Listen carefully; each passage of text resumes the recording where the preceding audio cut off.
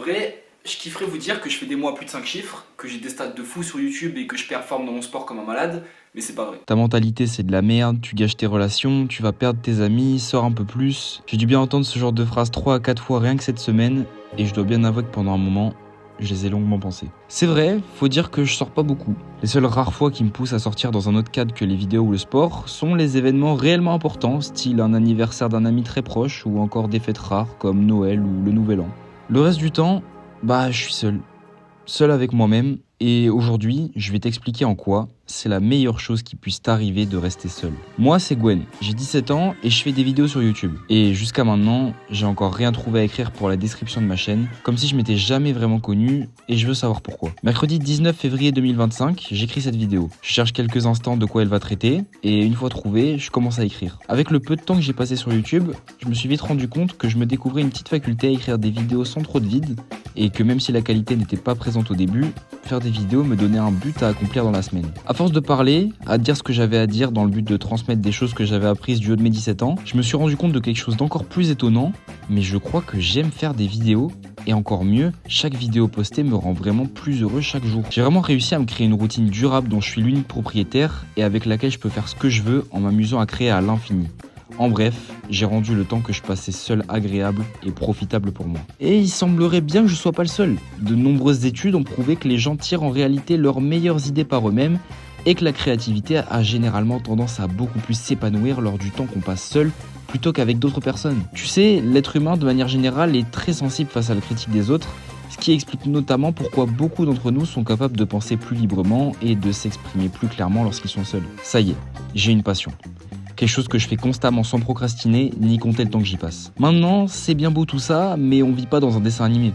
Et ce temps transformé en passion, ce serait tout aussi bien de le rentabiliser pour pouvoir en vivre. Le fait de pouvoir vivre de sa passion engendre généralement un épanouissement personnel et professionnel tout au long de sa carrière, et ça, c'est quand même pas négligeable. D'après l'IFOP, 69% des Français auraient une passion, mais seulement 35% réussiraient à en vivre. Pourquoi de telles statistiques ?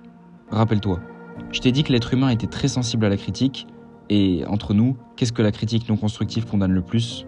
La prise de risque. Maintenant, si tu veux un peu te donner une idée, tu peux te demander quelle personne de ton entourage proche condamnerait tes prises de risque, de peur de devoir réussir plus qu'elle, et quelle personne serait là pour t'accompagner dans ce risque en veillant à ce que tu réussisses jusqu'au bout. Le fait d'apprécier ce temps passé seul avec toi-même à continuellement créer optimisera ta productivité sur ce que tu veux réellement réaliser et diminuera en plus de ça tes risques de tomber en dépression qui représentent jusqu'à 30% de tes risques de mortalité. Bon, ça devient un peu glauque tout ça, donc on va rester à l'épanouissement. Une fois ma passion développée, évidemment, rien n'est fait. C'est même le début de ma formation pour commencer à vivre de celle-ci. Une culture profonde de ta passion t'accompagnera notamment tout au long de ta vie, et au fond, c'est comme si t'étais jamais vraiment seul. Apprécie cette solitude pour apprécier encore davantage ta vie de manière générale. Avoir peur de se temps passer seul engendre généralement une dépendance aux liens émotionnels qui nuit à ta santé mentale et à ton épanouissement. Maintenant, si tu veux réellement te former sur cette passion que t'affectionnes pour pouvoir réellement en vivre, ça prend pas grand chose, mais il va falloir t'y mettre tout ce que t'as et pas faire semblant. Je te rassure, personne n'est surhumain ici.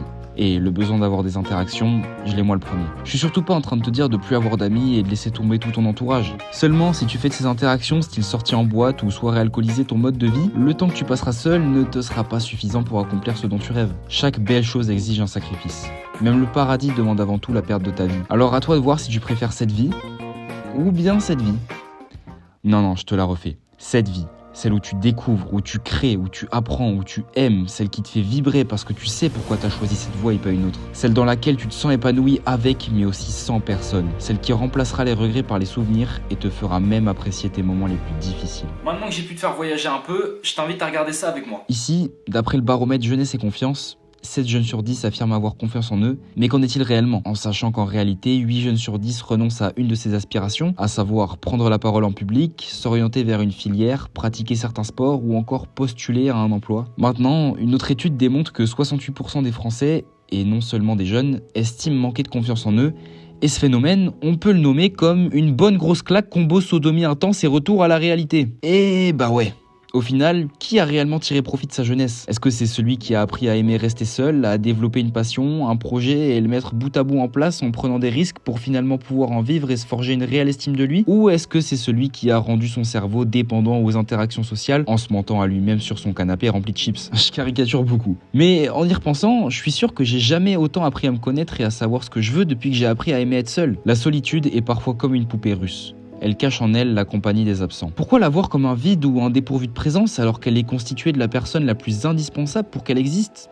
Toi, je veux dire, t'es pas vide, et encore moins dépourvu de vie ou de présence. Pourquoi est-ce que ta seule existence ne pourrait pas suffire à vivre d'une passion que tu développerais? Le retour à la réalité dont je t'ai parlé, il touche ces personnes qui ont condamné tes prises de risques. Alors maintenant, on va parler concret. Comment apprécier la solitude? Je t'ai donné le premier point clé, à savoir de développer une passion dont tu pourrais tirer profit, mais si tu veux aller plus loin, pourquoi ne pas passer tes journées à faire continuellement ce que t'aimes?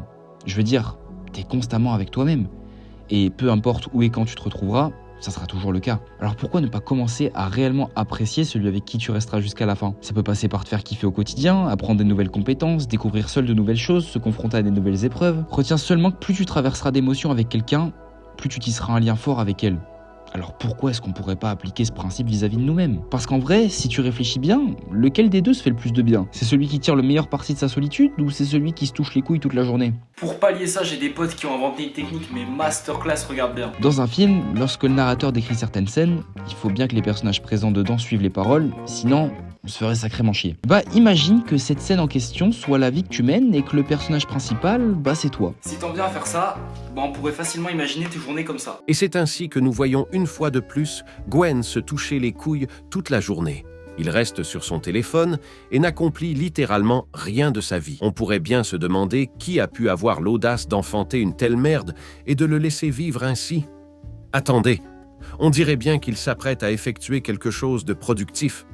Et non, toujours pas. Ah là, on se refait pas, hein. Enfin bref, je sais que ça peut faire beaucoup tout ça, donc concrètement, qu'est-ce que tu dois en retenir pour pouvoir avancer au mieux? Que finalement, peut-être qu'il n'existe pas qu'une seule vérité sur le fait de gâcher sa jeunesse et que chacun peut le voir comme il le souhaite. Mais ne fuis pas cette solitude qui s'offre à toi, car c'est elle qui te permettra mieux que n'importe quel autre élément de stimuler ta créativité et d'apprendre à réellement te connaître. Au début de la vidéo, je t'ai expliqué comment j'avais développé cette passion autour de YouTube, en me creusant un peu la tête pour savoir ce que je voulais réellement, et aujourd'hui, me voilà guidé sur un chemin avec des hauts et des bas certes, mais qui sont présents sur les parcours de chemin, et qui sait, construiront peut-être des légendes. Ah oui, et au fait, je crois que j'ai finalement trouvé quoi mettre sur cette foutue description. Alors j'ai envie de dire, mission accomplie.